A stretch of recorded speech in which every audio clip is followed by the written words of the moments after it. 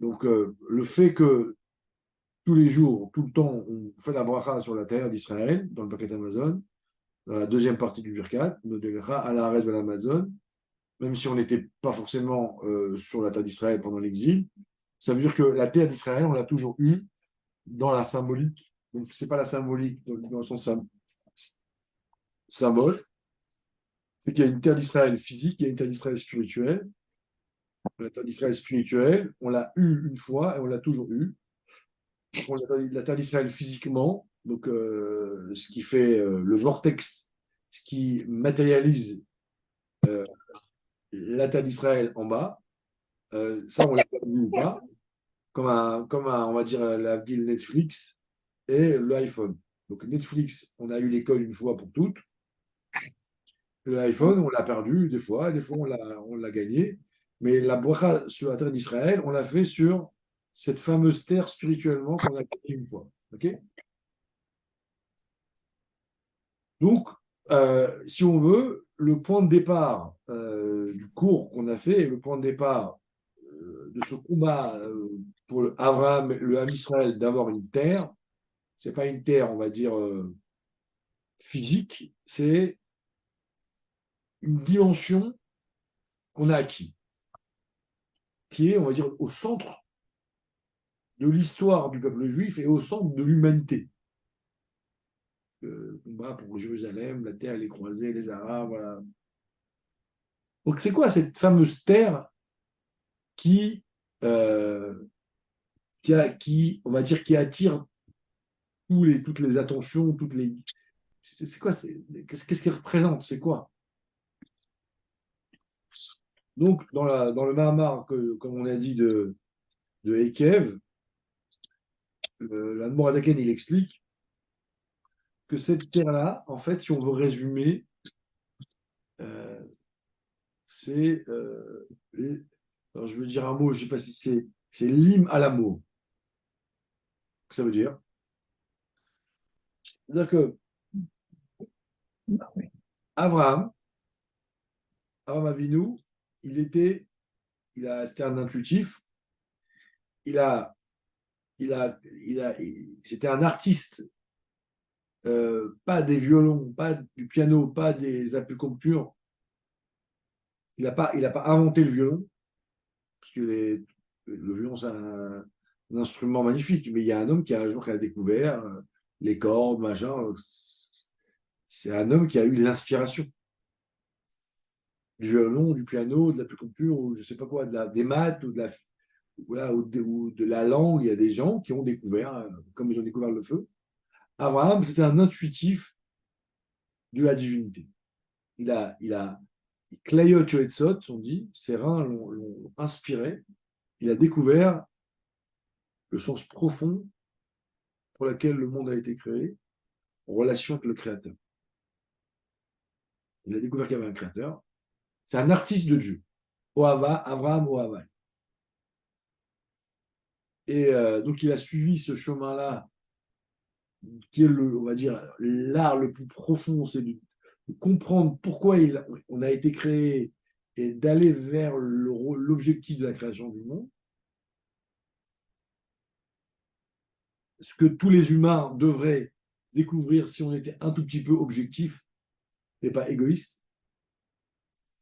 Et à un moment donné, il s'est rendu compte qu'il y avait un plafond de verre. Plafond de verre. C'est-à-dire que l'amour qu'il avait pour Dieu, on parle bien d'amour, on ne parle pas de réflexion ou de sensation, d'amour, il était bloqué et il a bien compris qu'il y avait autre chose. Alors, c'est quoi le plafond de verre qu'Abraham il a compris? C'est qu'il a compris en fait que il n'aimait pas Dieu. Il aimait la sensation que l'amour lui procurait. Donc, c'est un faux amour. J'explique. Euh, la sensation physique. La sensation physique qu'on a, euh, quand j'ai une sensation, ça crée en moi un plaisir. Donc, je mange, je dors, j'enlace mon enfant, je prends une douche chaude. Donc, c'est une sensation physique ça crée un plaisir. Donc le plaisir, bah, ça me fait du bien. C'est la sensation d'être vivant. Ça, c'est le niveau du nefesh. La sensation d'aimer me provoque un plaisir. Quand j'ai la chance d'aimer, ça, ça suscite en moi un plaisir. Donc mon amour est égoïste. La sensation de comprendre, donc les nefesh, voir neshama, je lis un livre, je comprends, mon cerveau, chacun dans son domaine, ça va être les maths, ça va être ça, ça va être ça, et ben, la sensation de comprendre suscite en moi un plaisir, donc c'est égoïste, parce que le plaisir, c'est la vie. Donc, physique, émotionnel, intellectuel, ça crée un plaisir, donc c'est égoïste, je sens que je suis vivant. Donc, Abraham, de par son intuition, il a réussi à exprimer son corps, ses émotions, son intellect pour Dieu. Avram, Avram, ça veut dire que c'était un homme qui était, bon là, on ne va pas rentrer dans Avr, c'est Chorma, Ram, c'est Ilaha. Celui qui comprenne, c'est bien, sinon c'est pas grave. Et il a été au bout on va dire, de cette expérience, de cette aventure avec Dieu, et à un moment donné, plafond de verre. Il a aimé Dieu, mais son amour était un amour limité, c'est-à-dire je t'aime, mais à condition que c'est dans mon intérêt. Comme on dirait, je te rends service. Il ne pouvait pas aimer plus que ça. Mais il a bien compris qu'il y avait un amour plus fort. Il y avait un amour qui était un amour sans intérêt, mais il n'arrivait pas à y aller. Puisque Abraham était goy, qui dit être goy dit être une créature de Dieu. Une créature, par définition, elle est programmée pour. Elle a un espèce d'instinct de survie, elle pense à survivre. Donc elle aime tout ce qui lui apporte quelque chose. Mais Abraham, il a bien compris qu'il y avait un autre, que c'est pas de l'amour, ça. On appelle ça aimer, mais c'est intéressé, donc c'est pas de la vraie amour, puisque si j'aime quelque chose qui m'apporte quelque chose, mais si un jour cette chose-là, elle devient dangereuse pour moi, je la hais, comme les gens quand ils sont fiancés, et qu'un jour le fiancé lui dit ben, je veux plus de toi, c'est très souvent la fiancée ou le fiancé devient critique la personne qu'il a aimée, car aujourd'hui il ne lui apporte plus, et même mieux, elle le remet devant une réalité qui la contrarie. Donc Abraham, il s'est dit je t'aime, mais mon amour est limité, donc ma sensation de plaisir est limitée. Je veux t'aimer plus loin. En gros, je veux passer de l'amour d'une création à l'amour d'un père et un fils. Okay, mais Abraham, Dieu lui dit, mais t'es pas mon fils, c'est une création. Je ne veux pas m'aimer à ce niveau-là. Et Abraham, il dit, je veux ça. Je veux t'aimer comme un père et un fils. Je veux t'aimer, en gros, je dis le mot à la mort. Je veux t'aimer plus que moi. Je ne veux pas mourir pour toi, mais je veux être prêt à mourir pour toi. Je veux t'aimer. Et quand je t'aime vraiment plus que moi. Aimer à la mort, ça veut dire Bechol Meo Decha. Et je lui dis, pour arriver à ça, ben, il faut ça, ça, ça, ça, ça. Et à la fin, la Brit Mila. Cet amour-là, ça s'appelle Eret Israël spirituellement. On l'a déjà dit, mais là, je résume un petit peu. Eret Canaan, c'est ça. Découvrir l'amour de Dieu au point de quand je t'aime, je dis je t'aime plus que la vie. Quand on dit Echad, on doit penser à ça. Je suis prêt à mourir pour Dieu. Okay. Est-ce qu'on pourrait dire que c'est la cause de la souffrance du Ham Israël? euh, on pourrait dire que celui qui n'a pas ce niveau-là, Dieu n'est pas révélé en lui. On a fait ce coup-là, c'est une sira avec fourrache, mais c'est pas forcément mourir, hein, c'est le moment le moment où il y a, tu sais, où je suis dans le dépassement de moi. Voilà, oui, il y a Hmm. une forme de souffrance, mais c'est pas forcément mourir physiquement ou jeter du toit. Hein. Ça peut être ta femme elle te parle mal, tu te retiens, tu respires un bon coup et tu dis Hachem, pour toi, je me tais. Voilà, oui. C'est là, le rabbi, il peut tout faire avec plaisir. Toi, tu fais une mitzvah en te contrariant. Toi, Dieu, il est révélé en toi. Le rabbi, il n'y a pas Dieu qui est révélé en lui. Okay. Ok. Alors, euh, maintenant, la terre d'Israël sur laquelle ils se battent aujourd'hui les Juifs et les Arabes, spirituellement, c'est ça. Maintenant, Dieu dit à Abraham, attention, quand Abraham, il a fait tout ce qu'il fallait pour acquérir cet amour-là, pour pouvoir rentrer dans cet amour qui allait susciter en moi un plaisir. Mais voilà, hein, c'est comme une drogue, quoi. C'est un plaisir magnifique. Dieu dit, attention, il y a la Brit Mila. Pourquoi la Brit Mila? Parce que la Brit Mila, donc la partie on va dire de la Mila qu'on coupe et qu'on découvre, ok? Le fait j'ai oublié le nom en hébreu quand on découvre, c'est Priya, donc découvrir. On dévoile donc le bout de la Mila, c'est comme un Yud, un Pikabala. On dévoile le Yud, ça s'appelle le Bitoul. Donc la partie de la Mila, du prépuce qu'on dévoile, en Kabbalah, c'est le Yud. On dévoile le Yud, on dévoile le Bitoul. Et si on laisse la peau, il y a une clipa, il y a une écorce sur le Yud. Donc physiquement, donc la Mila, c'est le Yesod, c'est la sixième Mida.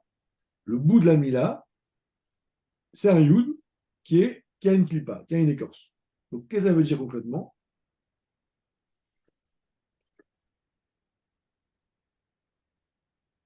Dieu il a créé un monde avec des créatures, et ces créatures-là, ils sont comme un keli, comme un verre,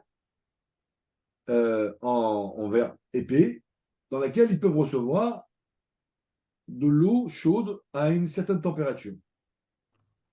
Ça s'appelle les créations, et le chaud, c'est une quantité d'énergie. Tout d'un coup, Abraham, il dit à Dieu, moi, je ne veux pas l'eau chaude, je veux de l'huile chaude, du plomb chaud. Il dit, moi, je veux arriver à un niveau d'énergie beaucoup plus grand. Il y a une négociation, il y a les épreuves, machin. À la fin, Dieu dit, OK, je veux me révéler en toi avec une capacité d'énergie bien plus grande que ce que ça a été créé. Donc Abraham, il se bat, il a gagné. Mais avant que Dieu lui envoie, il dit, attends, il faut adapter le Kéli. Si je mets cette énergie que tu as réussi à atteindre dans le Kéli que tu as jusqu'à maintenant, il va y avoir une pagaille. Il va y avoir des courts-circuits, ça va être la pagaille. Donc il dit, il faut d'abord que tu prépares le Kéli pour recevoir l'énergie que tu as réussi à déclencher. Vous voyez? Et donc, la Brit Mila, c'est pour adapter le Kéli, le raffiner, pour pouvoir supporter la nouvelle dose d'énergie. Donc, en gros, il y a l'énergie et le Kéli. Alors, c'est quoi? Donc, ça, c'est déjà l'idée, toujours. Hein, vous voyez, si vous mettez un verre euh, trop raffiné devant un liquide trop chaud, et il explose. Alors, comment ça marche? En gros, il dit, si donc le corps de l'homme est prêt à recevoir, on va dire, 10% d'énergie. Et je supporte, ça passe. Là, tout d'un coup, on envoie une énergie à 30%, 40, 50% de puissance. Et si on reste dans le même Kelly, c'est tellement intense que le Kelly, il va commencer à observer l'énergie. Comme on va dire, un médecin qui ausculte une femme, s'il est professionnel, il ausculte, voilà. Mais s'il commence à la regarder, on dit, c'est un sourd. C'est pas professionnel. C'est comme le fruit défendu. Avant Shabbat, on a dit à l'homme, tu n'es pas prêt à manger le fruit défendu parce que tu vas t'approprier la conscience du bien et du mal, ça va te rendre fou. Shabbat a le droit. Vous voyez, donc ça veut dire que un comptable, pour ne pas le nommer, s'il regarde les comptes des clients et commence à calculer, il doit rester, il y a, comme on appelle ça, une déontologie dans une forme de distance avec les chiffres. Sinon, bah, tu veux être associé avec tout le monde. C'est la foi, d'accord? Alors c'est pas pareil. Dieu, il dit à Abraham, il faut enlever la clipa pour ne pas qu'il y ait achiza tachitzonim. Si tu laisses la clipa, si ton corps tel qu'il est en tant que goy, en tant que création, tu envoies l'énergie, il y a une forme de selfie. Je m'observe vivre les choses, et là, l'énergie que tu vas attraper, tu vas l'intégrer, ça va te rendre fou. Tu enlèves la clipa, donc tu dévoiles la chokma, c'est-à-dire le bout du prépuce, c'est le yud, c'est comme la chokma. Tu es professionnel, tu n'es pas un acteur, tu es un vecteur. Rappelez-vous de ce mot. Acteur, vecteur. Acteur, c'est que je suis, je regarde, si c'est ma femme, je la regarde et je l'aime, j'ai le droit. Je suis un pédiatre ou je ne sais pas quoi, là, je la regarde, mais comme un professionnel, je suis un vecteur, mais ça traverse mon regard, mon esprit, mais je ne m'arrête pas dessus. Okay, et c'est ça, en fait, la Brit Mila. Pour pouvoir être un vecteur de la révélation de l'amour de Dieu qui est très puissant, qui s'appelle Eretz Israël, il faut enlever le prépuce, la clipa, pour ne pas qu'il y ait une achriza, et que là, je suis en mode chorma, okay, je suis en mode batel, quand la lumière, elle passe, elle me traverse, elle me nourrit, mais je ne m'arrête pas dessus, et là, j'ai un niveau d'annulation de bitoul qui fait que je suis le réverbère du monde. Ça, c'est la Brit Mila. Okay, ce qui me permet d'arriver à l'amour de Messirut Nefesh, d'arriver à l'amour l'amour de Dieu jusqu'à la mort. C'est pour ça que je lui dis à Abraham, tu te circoncis et après je te donne le Brit Olam. Mendy, Ouais. c'est juste pour être précis, pour être sûr d'avoir bien compris, c'est pas ça qui permet d'arriver à l'amour, c'est ça qui permet de ne pas de supporter cet amour. Bravo. Ça, c'est, voilà, bravo. Tout à fait. C'est écrit comme le fourrage. Alors, maintenant, quel rapport avec la terre d'Israël? Alors, le mot, alors, techniquement, hein, parce que Canaan, le mot Canaan veut dire soumis, donc on se soumet à Dieu. Et Canaan, il faut la soumission pour être dans cet état-là, de pouvoir recevoir cet amour-là. Et le mot Canaan, ça veut dire aussi commerçant.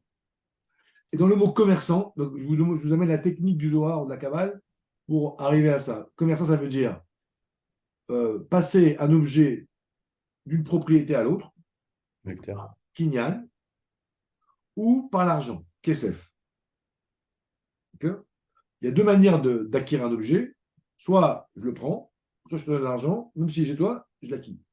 Donc on te dit en gros, Dieu, il veut, enfin en gros, l'objectif du monde, c'est qu'un jour, il y a une créature qui décide de passer de l'état de créature à l'état d'amoureux de Dieu, d'enfant, de devenir l'acquisition de Dieu, kinyan, par l'amour, par le kesef du mot nirsafti, le mot argent en hébreu vient du mot fou amoureux. Donc il y a, après on reviendra dessus, mais dans les détails, mais je vous donne de manière globale.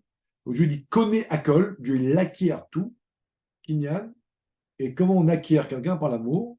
Et nous, pour la condition pour pouvoir appartenir à Dieu, il faut qu'on soit les achnia, il faut qu'on se soumette à la Brit Mila pour pouvoir changer de propriété. Voilà. Je vous l'ai fait vite, on va revenir dessus, mais juste dans le mot Kenaan, il y a toute l'idée dans la sémantique. Je vous l'ai fait vite, hein, mais c'est pas hasardeux, c'est très carré, très profond. Mais juste comme on n'a pas beaucoup de temps dans une semaine, juste après aller chercher, dans Eretz Kenaan, il y a tout ça. Alors, maintenant, si on veut aller un peu plus loin, si on veut voir l'histoire un peu plus large. Alors, juste avant de ça, pour le plaisir, en fait, les Arabes, ils nous discutent cette dimension. Les Arabes, ils te disent, mais cette fameuse terre d'Israël, elle n'est pas à vous, elle est à nous. Donc, si on veut aimer Dieu à la mort, et vous vous dites que vous êtes circoncis et que vous êtes capable de la supporter, et les chrétiens, ils ont essayé de la toucher, mais ils se sont brûlés les ailes et ils ont un peu disparu, puisque les chrétiens, leur religion, elle s'est un peu effondrée. Mais ils disent, mais nous, on est circoncis aussi. Donc, okay, donc comme ils sont circoncis, ils prétendent aussi une part à la terre d'Israël, à l'amour de Dieu à la mort, et je leur ai dit, c'est pour ça qu'ils seront en Eretz d'Israël. Donc, aujourd'hui, ce qui se réalise, ce qui se joue aujourd'hui en Israël, c'est ça. C'est qui est le peuple qui peut prétendre être le vrai aimant de Dieu et l'aimé de Dieu. Mais ça, c'est depuis des années, ça. Exactement, et je leur ai dit, les Arabes, comme ils sont en Israël, leur combat, il va tenir jusqu'au bout parce qu'ils sont circoncis. Alors, on continue. Je me permets d'essayer de décortiquer l'information, pas en mode politicien, parce que ça, tout le monde, chacun est en mode Torah. Nasrallah, il a dit, j'étais pas au courant de ce qu'a fait les Palestiniens. Donc les Palestiniens, ils ont attaqué sans lui prévenir. Mais ça, c'est un est que vous ne pouvez pas vous imaginer. Que les Iraniens, ils ont armé le Liban, les Palestiniens, le Yémen, eux, pour attaquer Israël en même temps. Et imaginez-vous si tout cela aurait attaqué en même temps. Vous voyez, juste 2-3 000 Palestiniens, ce que ça a fait. Si le Liban avait attaqué en même temps le Yémen, l'Iran, en terrestre, c'est 7-8 fois plus d'hommes, plus des roquettes de tous les côtés, que Dieu préserve. Mais les Palestiniens, on ne sait pas pourquoi, mais il y a eu plusieurs, hein, ils ont attaqué ce soir sans leur dire, tout seuls. Il y en a qui disent c'est parce qu'ils ont vu la fête là-bas, ils n'ont pas pu se rendre, ils ont attaqué. Et comme ils ont attaqué tout seuls, bah, les autres, ils sont là et en fait, ils ont tout gâché le plan. Mais ça, il y avait beaucoup de commentateurs qui le disaient, mais on ne savait pas si c'était vrai ou pas. Mais là, il a dit, et je n'étais pas au courant. Donc en fait, les Palestiniens, je ne sais pas si un jour on va comprendre, en fait, ils ont gâché, ils ont sauvé l'âme Israël. C'est un vrai NES qu'ils ont attaqué maintenant. Ça nous a coûté cher, mais ils ont sauvé l'âme Israël. Ça, je vous dis. Et il y a plusieurs commentateurs qui le disent depuis 3 semaines. Nasrallah, il a dit, j'étais pas au courant. C'est pour ça qu'il ne bouge pas. Stam. Bon, alors, Mais Mendy, excuse-moi, en quoi il a sauvé, en quoi il nous a sauvés? parce que s'ils attaquaient tous en même temps, Israël aurait disparu. Ah, Donc, tu vois, c'est comme si que tu sais, quand ils ont, tu vois, eux, ils veulent détruire Israël. hum, Mais il y a 1, 2, 3, 4 en même temps, tu vois, c'est une catastrophe. Quand il n'y en a que un, bah, tu vois, bah, ils se défendent sur ça, et en fait, ils ont pris une grosse claque, mais en tous les cas, ils ont protégé le pays. Tu vois. j'ai compris. Euh, il y a eu un vrai NES, il faut savoir. Hein, voilà. Israël aurait pu être détruit. Au Liban, il y a 10 fois plus de bombes qu'en Palestine. Il y a 30 ou 40 000 soldats armés au Liban, du Hezbollah, qui attendent. Donc, imagine-toi ce qui s'est passé. 100 000. 100 100 000. 000, imagine des hommes, plus l'Iran, plus le Yémen. Bon, voilà. Bon, Baruch Hashem. Oui. Mandy, une petite question. Juste pour comprendre bien l'histoire, pourquoi Eretz Israël, c'est quoi parce que la Canaan, c'est un jeu de mots. Mais Bethsem, pourquoi la terre, elle représente ça? Alors, donc déjà, le mot Canaan, c'est pas un jeu de mots. C'est le code, tu sais, c'est l'inconscient de Dieu. Tu sais, comme on avait vu la cruche, tu te rappelles, le mot Canaan, c'est pas un jeu de mots. Ça exprime le mode d'emploi pour arriver à une relation vraie avec Dieu. Maintenant, Eretz, alors, Eretz, le mot Eretz, le mot terre, Eretz Canaan, ça veut du mot Ratson. Quand Dieu dit à Abraham, Lech lecha me'artsecha, vers la terre que je te montrerai, quitte ta volonté, donc ton inconscient à toi, hein, ça veut dire ton niveau de chaya, qui dans le teva est programmé, j'aime tout ce qui est dans mon intérêt. Donc l'inconscient de la création est forcément égoïste. Pour aller vers ma volonté, ça veut dire il faut quitter ce que tu étais, une création, pour aller vers une nouvelle dimension, qui est la dimension d'un enfant, pour aller vers la volonté de Dieu, c'est la relation entre un père et un fils, c'est ça, Eretz. Okay. Donc voilà. Donc, Eretz, Canaan. C'est la sémantique des mots. Mais à la limite, ça, c'est le chemin. Mais ce qui est important, c'est de comprendre ce que ça représente en nous. Alors, maintenant, si on veut élargir un peu le sujet, pas élargir, c'est-à-dire le rendre simple. Dieu est un. Et Dieu s'est éteint pour faire deux. Donc, Dieu est un. Dieu se contracte et crée deux. La diversité, la polarité, ce que vous voulez, deux. Okay. Le plus, le moins, le blanc, le noir, le bien, le mal, et l'homme et la femme. Bicrédit. Et plus on descend vers le bas, plus on voile, et plus on crée et plus le Tzimtzum grandit, et plus on crée la diversité. Ça, c'est ce qu'on est. Et ce que Dieu il veut, donc il y a ce que je suis, et il y a ce que je dois être. Il faut toujours se rappeler. Ce que je suis et ce que je dois être.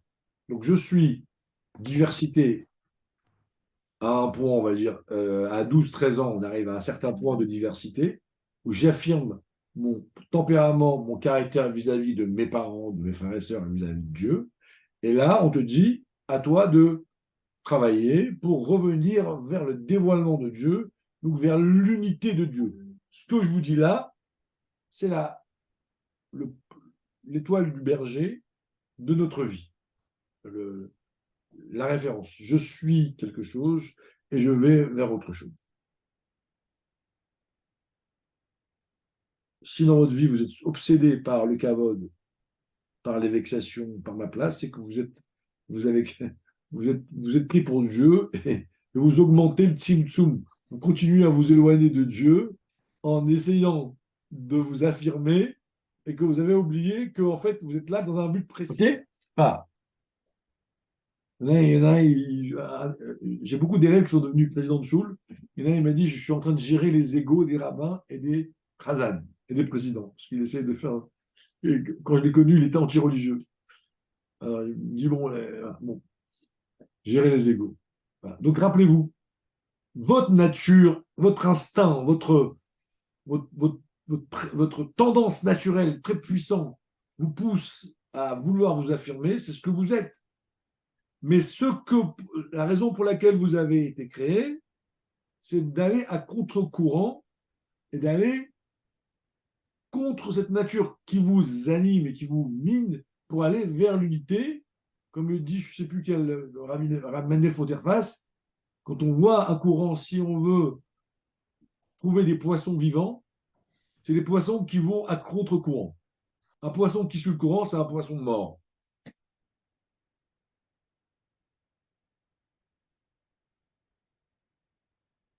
Un poisson qui suit le courant, qui se laisse aller, c'est que t'es mort, mon gars. C'est un autre acidim, cette phrase. Tu dis, mais c'est ce que je ressens, mais c'est ce que je suis. Je dis, après, exact, ce que tu vois, ce que tu sens, il faut aller de l'autre côté. Je dis, bah, oui, mais c'est autre nefesh. Si tu prends la Torah pour exprimer ton moi, en fait, t'as un goy. Alors, je dis, c'est dur, ok. Comment on fait? C'est une bonne question manuelle, il faut comprendre déjà.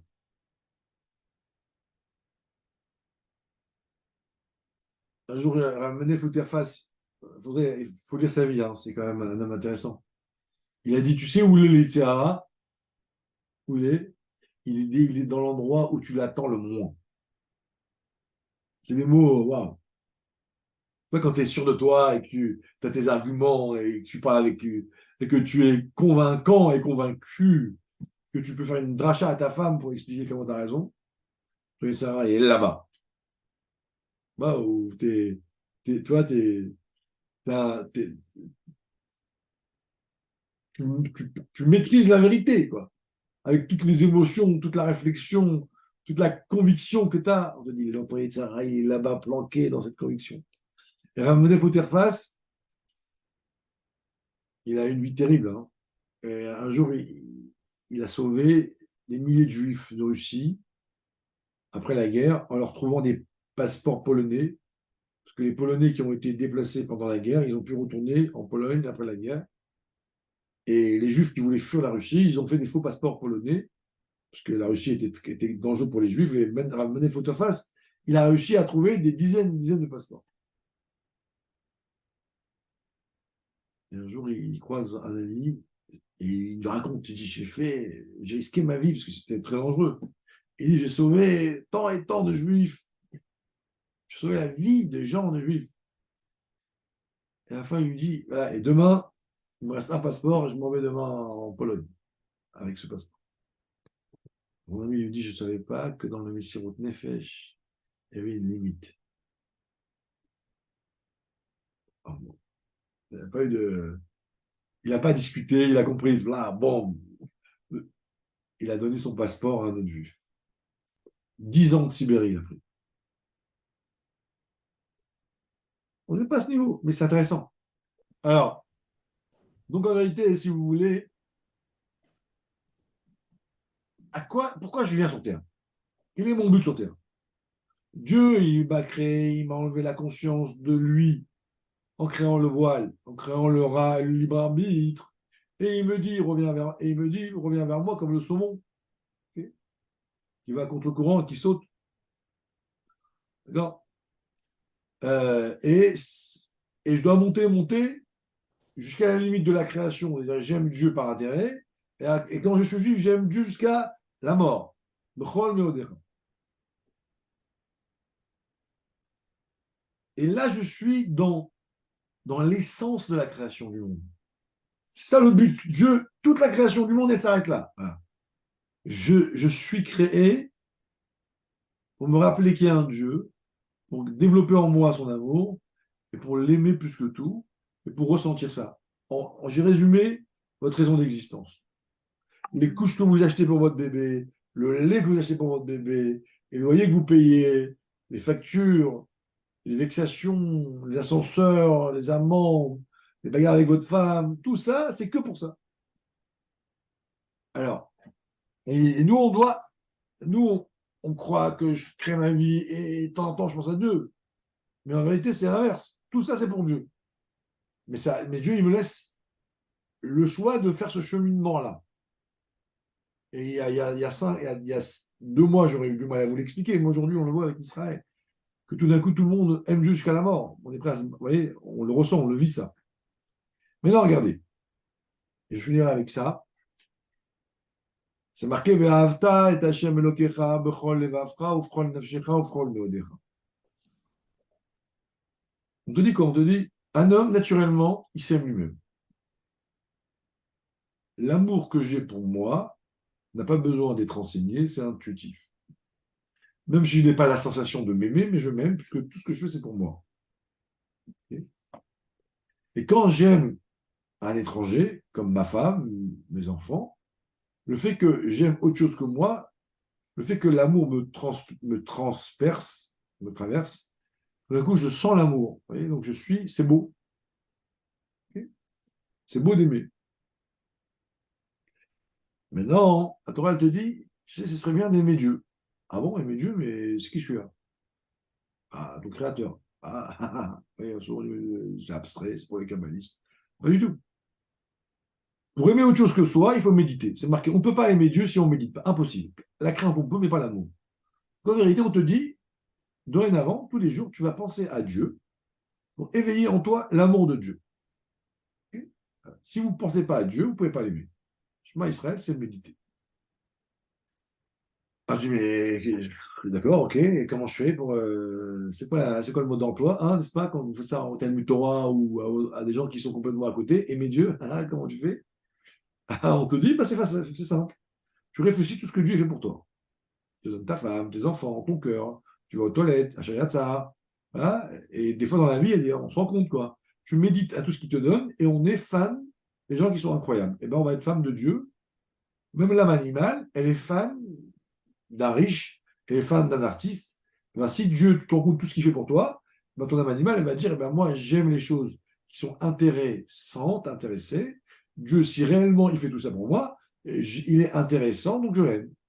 Ça s'appelle B'chol Levavecha. Ça veut dire éduquer son âme animale, lui expliquer tout ce que Dieu fait pour toi, donc ça vaut le coup de l'aimer. Ensuite, B'chol Nafshecha, c'est quoi? C'est que je vais communiquer plus à l'âme animale, mais à l'âme divine. Comment j'éveille mon âme divine? Eh bien, en fait, je lui parle, je lui raconte qui elle est. Tu viens du niveau de Théora, Eloka Neshama, Dabi Théoraï, tu lui racontes Ati Ditela, comment elle va mourir. Tu lui rappelles qui elle est. Tu es un Sidi, tu viens de Baba Salé, tu viens de roi David, le rabbi t'a rendu. On parle de l'âme, on lui rappelle qui elle était. Et on éveille notre âme divine.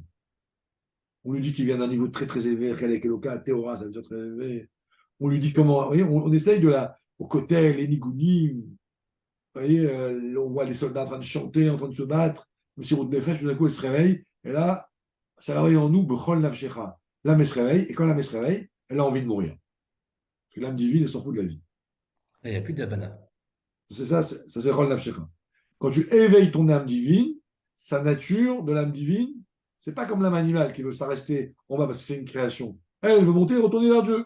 Elle s'en fout de la vie. Alors, c'est quoi Bechol Meodecha? C'est quoi le niveau 3? Parce que déjà, le niveau 2, j'ai envie de mourir. Je dis, quand tu as éveillé en toi l'âme animale, Tu l'as éveillé pour Dieu. Et ensuite, tu as éveillé l'âme divine et que tu as donc ressenti en toi deux sensations d'âme différentes. Et chacun dans sa vie, à un moment donné, on a senti mon égoïsme pur, l'amour de Dieu par mon âme animale. Je fais le maaser, je m'enrichis. Ah, toi, t'as fait, voilà. Au cotel, c'est faire un nigounim, voilà. Ah, pendant un ascara, pendant, je sais pas, je suis au phare au cotel, l'âme divine se réveille. Oh, voilà, on veut partir, on s'en fout de tout, on fait un don qu'on n'a pas les moyens de payer. On fait 15 ans de crédit. Mais c'est quoi Bechol Modecha? Bechol Modecha, on te dit, mais les deux amours que tu as fait là, c'est le fruit de ta méditation. Donc c'est plus ou moins vrai. Mais Bechol, les deux, les Vavra, Bechol Modecha, c'est quand tu as réussi à faire tout ton travail d'en bas, et à un moment donné, Dieu, il vient. Dieu, il se révèle en toi. Et là, quand tu vois Dieu, dans sa vie, peut-être que vous avez déjà vu ça, des petits moments de réveil d'en haut. Vous ressentez une lumière, une présence qui n'est pas le fruit de votre méditation, qui est une apparition de Dieu. Et là, vous tombez amoureux de Dieu, mais parce que vous êtes subjugué par la lumière de Dieu, comme à la sortie d'Égypte. Et tous les Baal Tshuva un peu fous, ils vous racontent, ils disent un jour, j'ai ressenti Dieu, une fois. Et là, votre amour, c'est un amour de Messirut Nefesh à la mort, mais qui n'est pas le fruit de ma méditation, qui est le fruit de mon observation. Et là, c'est un Messirut Nefesh, un amour de Dieu à la mort qui dépasse complètement mes capacités de supporter. D'accord? Donc il y a un, deux, trois. Vous allez me dire, mais c'est joli, mais à quoi ça sert? C'est ça le but de la création du monde. Dieu, il te crée, il se voile, et il te dit, reviens, va, vie, deviens, reviens. Comment tu reviens? Rappelle-toi que je suis là, intéressé. Ensuite, rappelle-toi ton âme divine, et à un moment donné, si tu fais bien ce travail, un jour ou l'autre, je vais me révéler à toi. Et tu auras un moment de révélation, et à un moment donné, un moment d'amour à la mort. Et ça s'appelle Eret Israël spirituellement. Mais pour ressentir ça, il faut circoncire. Pour ça, il faut avant faire un travail de la circoncision. Voilà. Il est 47, messieurs. Ah, on n'a pas fini le Mahama. Hein. Donc là, je vous ai avancé un petit peu le Mahama.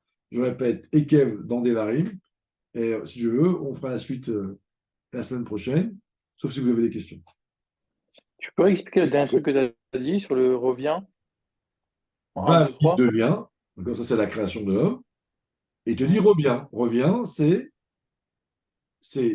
faire un travail dans ton sérel de prendre conscience que Dieu il t'a créé, prendre conscience que tu as en toi ton âme divine, hein, et donc ça s'appelle le réveil d'en bas, et à un moment donné, Dieu il va venir vers toi et il va éveiller une sensation d'amour qui n'est pas le fruit de ta méditation, qui est le fruit de sa révélation, de ta constatation. Se concrétise comment Quoi? se concrétise comment cette révélation d'Hachem? Ah bah, où tu l'as vécu ou pas? Oui, mais pourquoi je me pose la question? Parce que Rabbi Akiva, lui, il a dit, j'ai toujours attendu toute ma vie pour faire Bechor Mordechai, bah, sauf qu'il est mort. Non, non, il y a le. On parle pas de. On parle pas de. C'est seulement On le parle pas Soud de ça. Nefesh. Non, on parle pas de ça. On parle d'un guilouille. D'un guilouille. On parle d'un. Ça, c'est autre chose. On parle de. Imagine-toi, en Égypte, le dernier jour, que ce que la plus petite des servantes a vu ce que le plus grand des prophètes n'a pas vu. C'est ça qu'on parle. Une lumière, ça s'appelle un Oui, mais guillot. c'est ça. Ok, mais c'est ce galop-là, c'est le propre même de Mashiach, donc on le verra. Oui, C'est pas ça exactement. qu'on appelle Mashiach. Exactement. Exactement. Et alors, tu peux avoir Mashiach à ton vivant. Il y a le Mashiach. Ouais, Ah non, non. par Betaclès, on sait qu'on y arrive. Enfin, c'est pas qu'on n'y arrive pas, c'est que euh, c'est prévu pour qu'on ait ce dévoilement-là sur revient, comme tu dis, Non, non, il est non. prévu comme Mashiach. Il y a beaucoup de gens qui l'ont vécu dans leur vie une fois au moins. Ah ouais? Alors, j'arrive pas à comprendre ce que ça veut dire, là. Ah bah. peut-être, Ça veut dire quoi? Un Kadosh Baruch Hu qui se dévoile en toi euh, et qui n'est pas le fruit de ta compréhension. Comment C'est quoi? t'expliques le mot réveil d'en haut? Itarota ditata, Itarota là. Oui, ta d'idée là, c'est que j'ai un réveil qui me pousse à aller vers quelque chose. Non, pas du tout. Il y a réveil d'en haut, c'est le premier, il te pousse. Réveil d'en bas, et le Ouais. deuxième, c'est la révélation. Un, deux, trois. C'est-à-dire, imagine-toi, tu vois un rave, ou ta femme quand tu étais fiancée, le premier jour au Chidour, tout d'un coup, tu étais subjugué par elle et tu es tombé amoureux d'elle. Tu vois, c'est ça en fait. Mais là, c'est pas ta femme, c'est Dieu. Ce que je te dis, c'est écrit dans. Non, j'entends. Ça veut dire que tu l'as pas vécu, tu l'as J'ai vécu ou pas, c'est une chose. Mais, compris. Non, mais c'est décrit. j'essaie juste de le concrétiser Imagine-toi dans que les mots. Dieu se révèle à toi. Comment tu vas réagir? Ah, je suis fou amoureux, ça serait sûr. Ben voilà. Mais Eh ben, le jour où tu feras le niveau 1 niveau 2, tu auras le niveau 3. est-ce qu'on peut dire alors que le rabbi, lui, il a eu la révélation de Kadosh Baruch Hu? Il y a plein de gens qui l'ont vu. Il y a un D'accord, Mahamar ok. dans l'Écoute Torah, des chassidim qui se sont plaints moi de Morazaken. Ils ont dit qu'ils ont eu ce niveau-là, mais il est parti, il ne revenait pas. Il y a beaucoup de Ah gens ouais. qui l'ont en ont vu une fois, mais ils n'ont pas réussi à l'apprivoiser. Alors, les gens ne t'accompagnent pas, mais il y a beaucoup de gens que dans leur vie, ils ont eu une fois cette révélation. Ok. Le chidouche, ce n'est pas de l'avoir une fois, c'est de savoir le De déclencher. vivre avec. Oui, ça devait ça, oui. Exactement. Hmm. Mais Ok. l'avoir une fois, il y a plein de gens qui l'ont eu, et quand ils me racontent, c'est vraiment ce qu'il y a écrit. Mais une fois, ils l'ont eu. Ça s'appelle Est-ce un que tu réveil l'as d'en vu? haut qui n'est pas lié à un réveil d'en bas. Est-ce Là, que on tu l'as peut. vu? Hein, Est-ce que tu l'as vu? comme tout le monde. Ok. Messieurs, voilà. Donc, je souhaite. Euh, Ouais, du coup, il faut faire un 2 plus Brit Mila pour avoir 3. exactement. Non, Oui. Dans cet Ça, ordre-là? ouais. la Brit Mila, Alors, nous, la bricula, on l'a déjà. Donc, on est Ouais, déjà. ça. Voilà. La bricula, on l'a Non, mais on l'a eu. non, bah non, on n'a pas. Le sens de la Brit Mila, c'est le bitoul. Oui, mais on va dire que le gros, il est déjà fait. Tu vois. On va pas la refaire, t'inquiète pas. C'est-à-dire qu'en tout cas, c'est comme l'amour. L'amour de Dieu, elle est ancrée en nous. Il faut la dévoiler. Mhm, Tu vois. Donc, il y a une mhm, partie du travail qui a déjà été fait. Que le gars, il a commencé depuis le début. Mais oui, tu as raison. mhm. Ok. Messieurs, je vous souhaite une bonne Ouais, semaine. merci Shabbat beaucoup. Tov, Chazak Shabbat, U'Baraka. merci, Merci. Andy. Ouais, bye. Merci.